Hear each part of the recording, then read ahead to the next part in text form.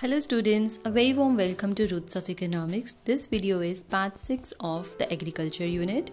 Students, Agriculture के already हमने 5 parts कर लिए हैं. अगर आपने नहीं देखा, not an issue, you can check the description for details. इस वीडियो में हम फोकस कर रहे हैं on the topic Green Revolution. Green Revolution से जनरली हमने देखा है हर साल क्वेश्चन आता है. हम किस कोर्स की बात कर रहे हैं यहाँ पे? अगर आप इस चैनल पे न्यू हो तो हम economic development and policy in India, जो कि हमारा दिल्ली यूनिवर्सिटी में ऑफर किया जाता है, उस सब्जेक्ट को यहाँ पे स्टडी कर रहे हैं. एंड अदरवाइज अगर आप किसी और एग्जाम की प्रिपरेशन कर रहे हैं और उसमें अगर आपका एग्रीकल्चर यूनिट है तो भी आप इन वीडियोज़ को देख सकते हो. सो ग्रीन रेवोल्यूशन में बेसिकली हमें 5 चीज़ें स्टडी करनी है. Introduction, components also known as features, then green revolution का क्या इम्पैक्ट आया, उसकी क्या क्या अचीवमेंट्स हैं, एक ही टॉपिक है ये. देन कहाँ पे प्रॉब्लम्स आई, क्यों हमारा ग्रीन रेवोल्यूशन ओवरऑल जो है सक्सेसफुल नहीं हो पाया, कहाँ पे हम फेल हो गए. And then the last one is role of technology. इस टॉपिक को मैंने इसी में इसलिए ले लिया है क्योंकि एग्रीकल्चर में जो टेक्नोलॉजी का रोल है वो HYV सीड से रिलेटेड है. So somewhat this topic was related to green revolution. So start कर लेते हैं ना. First of all the introduction करने से पहले भी क्वेश्चंस देख लेते हैं. ये पास्ट ईयर के क्वेश्चंस हैं.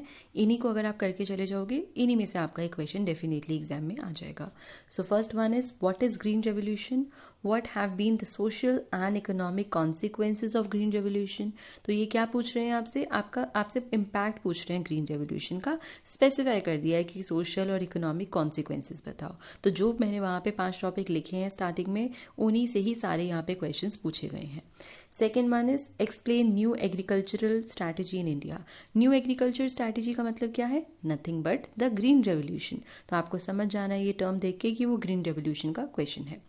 How far has it been successful in bringing about an increase in agricultural productivity and agricultural production. तो ये पूछना चाह रहे हैं कि किस हद तक ग्रीन रेवोल्यूशन ने हमें हेल्प करा है हमारी प्रोडक्शन और प्रोडक्टिविटी को इंक्रीज करने के लिए. तो कुछ अचीवमेंट्स बता देंगे और जहाँ पे हमारी कमियां रह गई हैं उसको भी हाईलाइट कर देंगे. Third question, what role has green revolution played in improving agricultural productivity in India. तो यहाँ पे हम ग्रीन रेवोल्यूशन के फीचर्स और अचीवमेंट्स मेंशन कर सकते हैं. Fourth question, green revolution has resulted into increased income with widespread and regional inequality and inequitable asset distribution. कहते हैं स्टेटमेंट को समझा दो, एक्सप्लेन दिस स्टेटमेंट. तो इस स्टेटमेंट में हम क्या लिख रहे हैं? बेसिकली ग्रीन रेवोल्यूशन की हम प्रॉब्लम्स लिख रहे हैं, उसकी बुराइयां कर रहे हैं. सो आपको यहाँ पे यही बताना है कि ग्रीन रेवोल्यूशन की क्या क्या प्रॉब्लम्स थी. Then the fifth question is what are important components of green revolution in India. Clear cut question है, कंपोनेंट्स पूछ रहे हैं. ये सारे पास्ट ईयर पेपर से ही लिए हुए क्वेश्चन है. तो ग्रीन रेवोल्यूशन से अगर कोई क्वेश्चन आता है तो इसके अलावा कुछ नहीं आएगा. लास्ट क्वेश्चन मैंने लिया है एक short note on roll of technology in Indian agriculture. तो जो मैंने लास्ट टॉपिक लिया है रोल ऑफ टेक्नोलॉजी, उसके ऊपर ज़्यादातर मुझे सिर्फ और सिर्फ शॉर्ट नोट दिखने को मिला है क्योंकि छोटा सा टॉपिक है, लॉन्ग क्वेश्चन नहीं बनता. सो स्टार्ट कर लेते हैं नाउ वीडियो से. एंड स्टूडेंट्स, आप प्लीज़ इन वीडियोज़ को अपने फ्रेंड्स के साथ भी शेयर करो. अगर आपको लगता है कि ये वीडियोज़ देखकर आपको बेनिफिट होता है तो why not others take the benefit of that.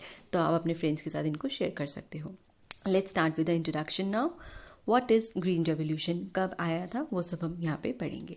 Green revolution in India was initiated in the year 1960s by introducing high yielding varieties of rice and wheat. किस लिए आया था green revolution?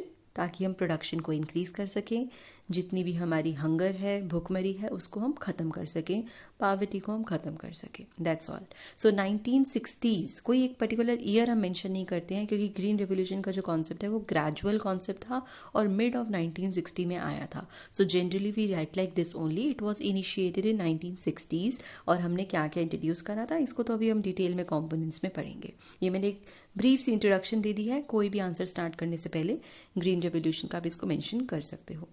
The technological revolution was launched in October 1965. देखो 1960 के mid में बोला था, अब स्पेसिफाई कर दिया है कब आया था, 1965. क्या ग्रीन रेवोल्यूशन सिर्फ इंडिया में आया था? बिल्कुल नहीं. ग्रीन रेवोल्यूशन बहुत सारी कंट्रीज में आया था, इसीलिए इसको डिफरेंट नाम से जाना जाता है. We can call this as new agricultural strategy, short form में NAS, seed fertilizer water technology, और it is known as green revolution. Clear? Now इसके पीछे किसका हाथ था? उस पर्सन को हम बोलते हैं father of green revolution. The name of the person is Norman E Borlaug. Norman Borlaug के नाम से हम इनको जानते हैं। अब आपका होमवर्क क्या है स्टूडेंट्स? आपको मुझे कमेंट सेक्शन में बताना है who is known as father of green revolution in India. India की अगर हम स्पेसिफिकली बात करें तो who is known as the father of green revolution? जल्दी से मैसेज में बताइए, कमेंट्स करिए नीचे। नाउ ये हो गई हमारी introduction. Moving further now, components और the features of green revolution. क्या है ग्रीन रेवोल्यूशन, इसमें क्या क्या चीज़ें हमने हाईलाइट करनी है वो देख लेते हैं। सबसे पहले use of HYV seeds. HYV seeds का मतलब होता है हाई यील्डिंग वेराइटी सीड्स। ऐसी सीड्स को आपने यूज़ करना स्टार्ट करा जिस वजह से हमारी जो यील्ड है वो ज़्यादा होने लग गई थी, जिसकी वजह से प्रोडक्शन भी बढ़ी और प्रोडक्टिविटी भी बढ़ी। क्या होता है प्रोडक्शन प्रोडक्टिविटी, अभी नेक्स्ट स्लाइड में आ रहा है। Next one is use of fertilisers, manures and chemicals. पहले हम इन चीज़ों के बारे में ज़्यादा अवेयर नहीं थे, हमारे फार्मर्स को ये सब नहीं पता था। They were sticking to some traditional techniques of farming, but हमने उनको इंट्रोड्यूस कराया फर्टिलाइजर से, manures, chemicals. Then third one is mechanization of farming. अब हमने कहा कि आप मशीन्स का यूज़ करना स्टार्ट करो, ट्रैक्टर्स, थ्रेशर्स, ऐसी चीज़ों को यूज़ करो ताकि कम टाइम में आप ज़्यादा क्रॉपिंग कर सको। Clear? So mechanisation of farming का मतलब है ज़्यादा मशीन को यूज़ करना हमने स्टार्ट कर दिया था ग्रीन रेवोल्यूशन के टाइम से। Next one is multiple cropping pattern और क्रॉप रोटेशन। स्टूडेंट्स, पहले क्या होता था बिफोर दिस ग्रीन रेवोल्यूशन? एक फार्मर ने एक क्रॉप सो करी, ठीक है, उसका कोई सीजन होगा पूरे साल में, बाकी के सीजन में वो फार्मर के पास कुछ काम करने को नहीं होता था। ही यूज टू बी अनएम्प्लॉयड, जिसको हम सीजनल अनएम्प्लॉयमेंट कहते हैं। ग्रीन रेवोल्यूशन ने कहा नहीं, आप मल्टीपल क्रॉपिंग पैटर्न अडॉप्ट करो, आप क्रॉप रोटेशन करो। एक बारी में एक क्रॉप, दूसरी बारी में आप दूसरी क्रॉप को वहाँ लगा सकते हो। तो सेम लैंड पे हमने 2 और 2 से ज़्यादा क्रॉप्स को ग्रो करने का तरीका हमारे फार्मर्स को बताया, जिसकी वजह से हमारी प्रोडक्शन तो इंक्रीज हुई, साथ ही साथ जो अनएम्प्लॉयमेंट का इशू था, सीजनल अनएम्प्लॉयमेंट, वो भी हमने कहीं ना कहीं ख़त्म कर दिया। Next one is better infrastructural facilities. Infrastructure के बिना तो कोई भी चीज़ अधूरी है। सो हमें यहाँ पर भी ज़रूरत पड़ी कि हम क्या करें, इंफ्रास्ट्रक्चर पे फोकस करें। सो ग्रीन रेवोल्यूशन में हमने ज़्यादा ऐसी फैसिलिटीज़ पे फोकस करा। Irrigation facilities, then warehousing. Irrigation क्यों इंपॉर्टेंट है? क्योंकि हमारा इंडियन एग्रीकल्चर मानसून पे डिपेंडेंट है और मानसून तो बहुत ज़्यादा अनसर्टेन है, तो कहीं पानी नहीं होगा तो क्या एग्रीकल्चर नहीं ग्रो करेगा? तो उसी को ख़त्म करने के लिए, उस प्रॉब्लम को ख़त्म करने के लिए हमने इरिगेशन, जो कि एक बेसिक इंफ्रास्ट्रक्चरल फैसिलिटी है, उसको इम्प्रूव करा। वेयर हाउसिंग, अगर आपने क्रॉप्स ग्रो कर ली हैं, उसको रखोगे कहाँ पे? There has to be a storage house, उसको हमने क्या नाम दे दिया? वेयर हाउसिंग का। तो इस फैसिलिटी को भी हमने इम्प्रूव करा। देन मार्केटिंग, सामान बनाना इज़ वन थिंग, जब तक वो बिकेगा नहीं, आपको प्राइस नहीं मिलेगा, your purpose is not solve. तो हमने मार्केटिंग पे भी फोकस करना स्टार्ट करा। Electrification, and then lastly but not the least, transportation. सामान बन के अगर आप उसको ट्रांसपोर्ट ही नहीं कर पा रहे हो, आपकी ट्रांसपोर्ट फैसिलिटी ही अच्छी नहीं है, that will again create a problem. So हमने ट्रांसपोर्टेशन पे भी फोकस करा। तो ये सारे आपके पॉइंट्स क्या हैं? इंफ्रास्ट्रक्चरल फैसिलिटीज़ को हमने कैसे बेटर करा with green revolution. Last one is improved credit facilities. अब फार्मर्स को क्रेडिट नहीं मिलता था, लोन नहीं मिलता था, उसके लिए हमने इस्टेब्लिश कर दिया नाबार्ड। नाबार्ड की फुल फॉर्म बच्चों आपको पता होनी चाहिए, जल्दी से मुझे कमेंट सेक्शन में आप बता सकते हो। एंड जब मैं बोलती हूँ कमेंट सेक्शन में बताना, इट डज नॉट मीन कि आपको पता होना चाहिए। अगर नहीं भी पता, नॉट एन इशू। एक आइडिया क्या है कि मैं आपको डायरेक्टली बता दूँ, but there are certain things जो मैं एक्सपेक्ट करती हूँ कि आपको पता हो। नहीं पता, you can search that and then you can write on in the comment section, क्योंकि जब आप खुद से सर्च करके लिखते हो ना, तो चीज़ अच्छे से याद रहती है। तो नाबार्ड की क्या फुल फॉर्म है आप मेंशन कर सकते हो। ये एक बैंक हमने बनाया था रूरल डेवलपमेंट के लिए, तो कुछ तो मैंने आपको हिंट दे ही दी है कि नाबार्ड क्या है। एंड देन हमने कमर्शियल बैंक को डेवलप करा, कोऑपरेटिव बैंक्स बनाए, ताकि हमारे फार्मर्स को कभी भी क्रेडिट या लोन की ज़रूरत पड़े तो उनको ईजिली वो फैसिलिटी अवेलेबल हो जाए। After understanding the components, let's start with the impacts. क्या फाइनली ग्रीन रेवोल्यूशन आने के बाद इम्पैक्ट हुआ? इम्पैक्ट में हम बेसिकली अचीवमेंट्स की ही बात करेंगे, ठीक है। जो हमारा नेगेटिव इम्पैक्ट था वो हम प्रॉब्लम्स में एड्रेस करेंगे। सो first one is rise in production and productivity. Students, आप जानते हो इन दोनों के बीच में डिफरेंस। प्रोडक्शन का मतलब होता है आपका आउटपुट इंक्रीज कर रहा है, प्रोडक्टिविटी का मतलब है कम इनपुट को यूज़ करके या सेम इनपुट को यूज़ करके आप ज़्यादा आउटपुट बना पा रहे हो, उसको बोलते हैं प्रोडक्टिविटी इंक्रीज होना। क्लियर? सो हमारा ग्रीन रेवोल्यूशन से पहले क्या था, हम सिर्फ और सिर्फ इम्पोर्ट्स पे रिलाय करते थे, हम फूड भी बाहर से इम्पोर्ट करते थे।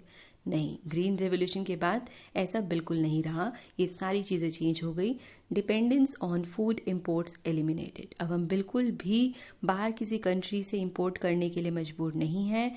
इंडिया बिकेम सेल्फ सफिशिएंट इन फूड ग्रेन्स। एटलीस्ट हर कंट्री को फूड ग्रेन में तो सेल्फ सफिशिएंट होना चाहिए। सो इंडिया ने भी इस चीज़ को लर्न करा and India became self-sufficient in food grains after the initiation of green revolution. पहले हमें कहा जाता था फूड शॉर्टेज कंट्री, जहाँ पे फूड की कमी है। अब इंडिया बन गई फूड सरप्लस कंट्री। अब इंडिया के पास इतनी प्रोडक्शन हो रही है कि अपनी कंट्री की नीड्स को फुलफिल करने के बाद इंडिया के पास एक्स्ट्रा बच रहा है, जिसको इंडिया एक्सपोर्ट भी कर सकता है। So that is the first point. Next one is rise in productivity. First point में हमने इसको सिर्फ मेंशन किया था, यहाँ पे हम एक्सप्लेन कर देंगे।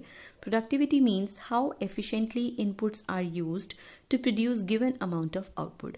कितना बेहतर तरीके से आप इनपुट को यूज़ कर रहे हो कि आप ज़्यादा से ज़्यादा आउटपुट बना पा रहे हो। किन दो क्रॉप्स पे हमने फोकस किया था, हमने सिर्फ और सिर्फ वीट और राइस पे फोकस करा था। और प्रॉब्लम्स में हम इसी चीज़ को हाईलाइट करेंगे कि यहीं पर हमने मिस्टेक करी थी कि हम बाकी क्रॉप्स को फोकस नहीं कर पाए थे। सो यहाँ पे सिर्फ अच्छाइयाँ लिखनी है, you have to write about the achievements. So बिल्कुल भी कोई नेगेटिव पॉइंट मेंशन नहीं करना। तो यहाँ पे हमने लिखा प्रोडक्टिविटी बढ़ी, मेनली किसकी, वीट और राइस की। Third one, rice in commercial farming. Clear. So students, पहले क्या होता था, बिफोर द ग्रीन रेवोल्यूशन हमारे फार्मर्स फार्मिंग करते थे सिर्फ और सिर्फ अपने लिए, अपना पेट भरने के लिए, जिसको हम बोलते हैं सब्सिस्टेंस फार्मिंग। बट वो अब ट्रांसफॉर्म हो गया इनटू कमर्शियल फार्मिंग। अब उनको प्रॉफिट दिखने लगा, क्योंकि जब प्रोडक्शन बढ़ेगी तो एक्स्ट्रा बचेगा तो वो मार्केट में जाके सेल कर सकते हैं।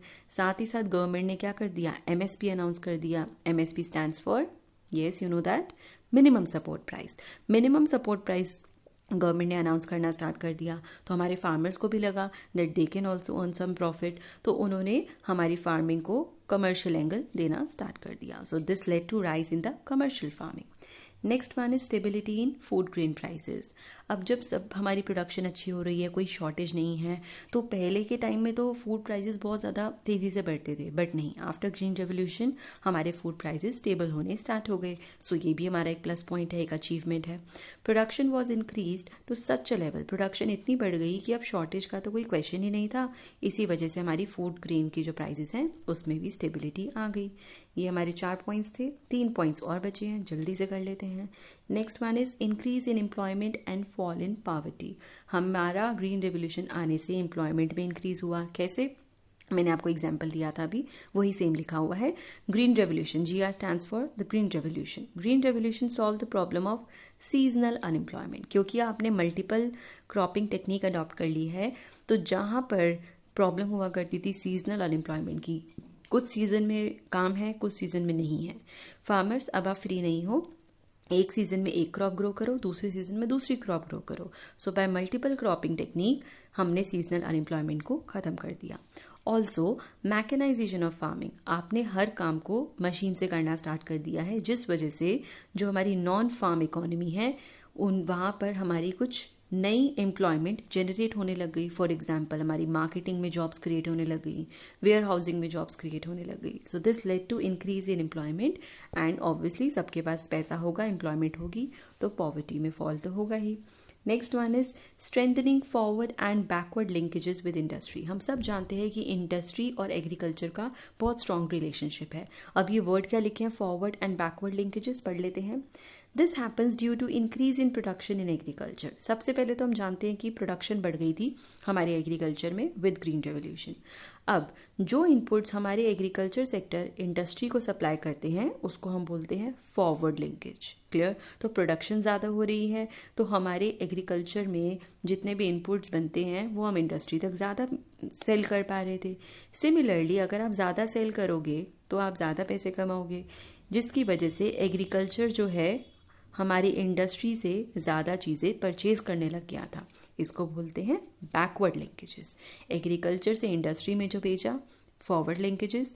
इंडस्ट्री से जो परचेज करा एग्रीकल्चर ने, बैकवर्ड लिंकेजेस। तो ये दोनों ही चीज़ें हमारी स्ट्रांग हो गई। सो हमारा रिलेशन एग्रीकल्चर का इंडस्ट्री के साथ इस तरीके से स्ट्रेंथन होता गया। Last one is social revolution. कह रहे हैं खाली इकोनॉमिकली आपने बेनिफिट नहीं उठाया ग्रीन रेवोल्यूशन का, सोशल रेवोल्यूशन भी आया। कैसे?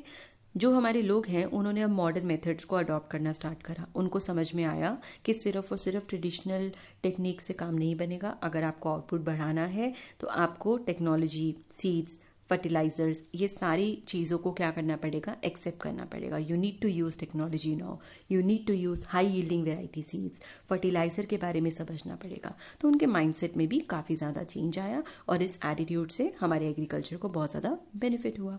सो ये आपके 7 पॉइंट्स थे अचीवमेंट्स के। अगर ये क्वेश्चन आता है तो इंट्रोडक्शन स्टार्टिंग में लिखना बिल्कुल मत भूलना। नाउ कम्स द प्रॉब्लम्स या फेलियर्स, कहाँ कहाँ पे कमी रह गई उसके बारे में भी बात कर लेते हैं। अब जब अगर आपको ये क्वेश्चन डायरेक्टली आ जाएगा ना प्रॉब्लम्स और फेलियर्स का, एकदम से मत लिखना स्टार्ट कर देना डायरेक्टली फेलियर्स। थोड़ा सा बता देना कि ग्रीन रेवोल्यूशन से फ़ायदा हुआ था बट कुछ कमियाँ रह गई थी। कैसे लिखना है देखो। There is no doubt in saying that new agriculture strategy has resulted in increase productivity, benefiting farmers and declining rural poverty. तो हमने एक पॉजिटिव लाइन दे दी कि बिल्कुल ऐसा नहीं है कि न्यू एग्रीकल्चर को हम सपोर्ट करते हैं, उन्होंने हमारी प्रोडक्टिविटी को इंक्रीज करा, फार्मर को बेनिफिट हुआ, रूरल पॉवर्टी हमारी रिड्यूस हो गई, but at the same time कुछ ना कुछ प्रॉब्लम्स रह गई हैं एसोसिएटेड विद ग्रीन रेवोल्यूशन जिनको हम डिस्कस कर रहे हैं। क्लियर? सो ये आपको आंसर राइटिंग इस तरीके से करनी है। क्या प्रॉब्लम रह गई है? सबसे पहली रिस्ट्रिक्टेड क्रॉप कवरेज। क्या आपने सारी क्रॉप्स को कवर करा ग्रीन रेवोल्यूशन के अंडर? नहीं, आपने सिर्फ और सिर्फ फोकस करा वीट और राइस को। आपने जो है commercial crops like oil seeds, jute, इस पे तो फोकस ही नहीं करा। तो आपकी जो कवरेज है वो बहुत ज़्यादा रिस्ट्रिक्टेड है। Second, increased regional disparities. क्या ग्रीन रेवोल्यूशन हर स्टेट में फ्लरिश करा? नहीं, ग्रीन रेवोल्यूशन बेसिकली स्प्रेड हुआ उन जगहों पर जहाँ पे ऑलरेडी इरिगेशन फैसिलिटी अवेलेबल थी, जहाँ पे लैंड इरिगेटेड थी और या तो वहाँ पर इरिगेशन ऑलरेडी फैसिलिटी अवेलेबल थी या वहाँ पर खूब बारिश होती थी। Highly potential rain fade area जहाँ पे मानसून जो है अच्छा होता था। फॉर एग्जाम्पल आपका पंजाब, हरियाणा और वेस्टर्न यूपी। सिर्फ एग्जाम्पल लिखिए, और भी स्टेट्स आप मेंशन कर सकते हो। तो यहाँ पर इन स्टेट्स को तो फ़ायदा हो गया, लेकिन उन स्टेट्स में जहाँ पर ना इरिगेशन फैसिलिटी है, जहाँ पे ना तो मानसून अच्छा होता है, तो वहाँ पे तो तरक्की नहीं हो पाई। This led to regional disparity. Regional disparity का मतलब होता है डिफरेंट स्टेट्स के बीच में गैप आ जाना। एक स्टेट ने ग्रो कर लिया लेकिन एक को फ़ायदा नहीं हुआ। सो इनइक्वालिटी कह सकते हैं। Next one is increase in personal inequality. ये रीजनल इनइक्वालिटी थी, ये पर्सनल इनइक्वालिटी है। पर्सनल इनइक्वालिटी क्यों आ गई? क्योंकि जो हमारे रिच लोग थे वही तो अफोर्ड कर पाएंगे महंगे महंगे फर्टिलाइजर्स परचेज करना, HYV सीड्स को यूज़ करना। सो रिच बिकेम रिचर क्योंकि उनके पास तो बड़ा फार्म साइज है, वो वहाँ पे ट्रैक्टर्स रन कर सकते हैं। लेकिन जो हमारे स्मॉल फार्मर्स हैं उनको कुछ खास फायदा नहीं हुआ, इसीलिए आपस में उनकी क्या हो गई? पर्सनल इनइक्वालिटी इंक्रीज हो गई। 3 पॉइंट्स थे ये आपके। देन कम्स 3 मोर पॉइंट्स, ठीक है, 4, 5 and this is the 6th point. So 4th point is environmental damage. Environment को कैसे डैमेज हुआ? ग्रीन रेवोल्यूशन के तो सारे प्लस पॉइंट हमने पढ़े हैं, कैसे डैमेज हुआ देखते हैं। Over use of soil, nutrients depleted, beneficial insects killed and biodiversity loss. आपने सिर्फ और सिर्फ फर्टिलाइजर्स, इंसेक्टिसाइड्स, पेस्टिसाइड्स लाकर दे दिए, क्या आपने फार्मर्स को बताया कितना यूज़ करना है? नहीं। तो इसकी वजह से ओवर यूज़ हो गया सॉइल का। जो न्यूट्रिएंट ज़रूरी थे वो तो आपने ख़त्म कर दिए, जो इंसेक्ट ज़रूरी थे बेनिफिशियल इंसेक्ट्स वो हमारे किल हो गए because of excessive use of insecticides and pesticides, जिसकी वजह से हमारा बायोडाइवर्सिटी लॉस होने लगा। Due to excessive and inappropriate use of fertilisers and pesticides and साथ ही साथ हमारे जो फार्मर्स थे they were not much literate, उनको प्रॉपर ट्रेनिंग नहीं दी गई कि कैसे मॉडर्न टेक्नोलॉजी का यूज़ करते हैं। सो ना चाहते हुए भी हमारे एनवायरनमेंट को बहुत नुकसान पहुंच गया। Next one is rise in unemployment. अब आप बोलोगे मैम आपने तो इम्पैक्ट में बताया था कि हमारा एम्प्लॉयमेंट बढ़ी थी, तो ये राइज इन अनएम्प्लॉयमेंट का कैसे यहाँ पे पॉइंट बन गया? एक बारी पढ़ के देखो। अनएम्प्लॉयमेंट किसकी बात कर रहे हैं? अनस्किल्ड वर्कर्स की, जिनको मशीन चलानी नहीं आती। So unskilled workers due to mechanization of agriculture. आपका एग्रीकल्चर मैकेनाइज हो गया, जो काम इंसान करता था वो अब मशीन कर रही है, तो वो लोग कहाँ जाएंगे? उनके पास तो कोई स्किल नहीं है, वो तो नॉन फार्म सेक्टर में भी नहीं जा सकते। तो जो हमने अचीवमेंट्स में बात करी थी स्टूडेंट्स, वो marketing, warehousing, non farm sector में एम्प्लॉयमेंट जो है हमारी बढ़ी थी। लेकिन साथ ही साथ हमारी अनएम्प्लॉयमेंट किन लोगों की बढ़ गई? अनस्किल्ड की, जिनके पास स्किल्स नहीं है, जो फार्मिंग कर रहे थे उनके पास अब नौकरी बची नहीं, बिकॉज सारा काम तो मशीन कर रही है। So very few workers were needed in the farm operation. अब फार्म के काम करने के लिए ज़्यादा लोगों की ज़रूरत नहीं थी, वो लोग अनएम्प्लॉयड हो गए, उनको कहीं पे जॉब मिल नहीं रही थी because they were unskilled. Last one, sixth one is neglect of land reforms. Land reforms को हम डिटेल में पढ़ चुके हैं, आप इसकी इंपॉर्टेंस भी जानते हो। तो ग्रीन रेवोल्यूशन के टाइम पे इस मेन चीज़ को तो हमने निगलेक्ट ही कर दिया, हम भूल ही गए कि इस पे फोकस करना कितना ज़्यादा ज़रूरी था। सो ग्रीन रेवोल्यूशन के चलते वी निगलेक्टेड लैंड रिफॉर्म्स। सो ये हमारी कुछ प्रॉब्लम्स थी और कुछ फेलियर्स थे, इसको आप मेंशन कर सकते हो। ग्रीन रेवोल्यूशन का कुछ भी क्वेश्चन आ जाए, आपकी ये कॉमन कंक्लूजन बन जाएगी। This you can mention in any answer related to the green revolution. कैसे लिखनी है कंक्लूजन? बैलेंस्ड कंक्लूजन, कुछ अच्छा कुछ बुरा कंबाइन करके। Green revolution is a major achievement for India which has given it a food security by increasing production and productivity. बुराई तो हम स्टार्टिंग में कर ही नहीं सकते, क्योंकि ग्रीन रेवोल्यूशन ने हमें फूड सिक्योरिटी दी थी प्रोडक्शन और प्रोडक्टिविटी को बढ़ा के। Achievements of green revolution have definitely been revolutionary, बहुत काबिल तारीफ है। It has provided benefits to poor in the form of lower food prices, क्योंकि प्राइस स्टेबिलिटी आ गई थी, याद है करा था हमने पॉइंट अचीवमेंट्स में। प्राइस स्टेबिलिटी आने के कारण जो हमारे पुअर लोग हैं उनको सस्ते में फूड ग्रेन्स मिलने स्टार्ट हो गए, एम्प्लॉयमेंट बढ़नी स्टार्ट हो गई। कहाँ पर? नॉन फार्म इकोनॉमी में। याद रखना है कहाँ पे एम्प्लॉयमेंट अपॉर्चुनिटीज़ आई थी? रूरल नॉन फार्म इकोनॉमी में। हाउएवर, लेकिन कुछ ना कुछ हमें कमियां भी यहाँ पे मेंशन करनी है। It was restricted to few crops, आपने सिर्फ कुछ ही क्रॉप्स के बारे में बात करी, वीट और rice. It is essential to extend the new technology to all states, बहुत ज़रूरी है कि आप इस टेक्नोलॉजी को सारी स्टेट्स तक लेके जाओ और ज़्यादा से ज़्यादा कवरेज करो क्रॉप्स की। Also it has generated inequality in society, society में इनइक्वालिटी आ गई, एनवायरनमेंट आपका डिग्रेड हो गया। तो ये सारी कमियां गिनवाने के बाद सोल्यूशन बता दो। सोल्यूशन क्या है? Second green revolution is now needed, जो कि आपका एनवायरमेंटली और सोशली क्या होना चाहिए? सस्टेनेबल। जो आपने मिस्टेक्स यहाँ पे करी हैं वो आपको सेकेंड ग्रीन रेवोल्यूशन में नहीं करनी है। सो ये आपकी बैलेंस्ड सी कंक्लूजन बन जाती है, जो सब आंसर में आपके काम आ जाएगी। Now comes the last topic, which was role of technology in Indian agriculture. ये समवट ग्रीन रेवोल्यूशन से रिलेटेड है, तो इसी वीडियो में मैंने इसको कवर कर लिया है। 2 स्लाइड्स का टॉपिक है, शॉर्ट नोट ही आता है, लॉन्ग क्वेश्चन नहीं आएगा।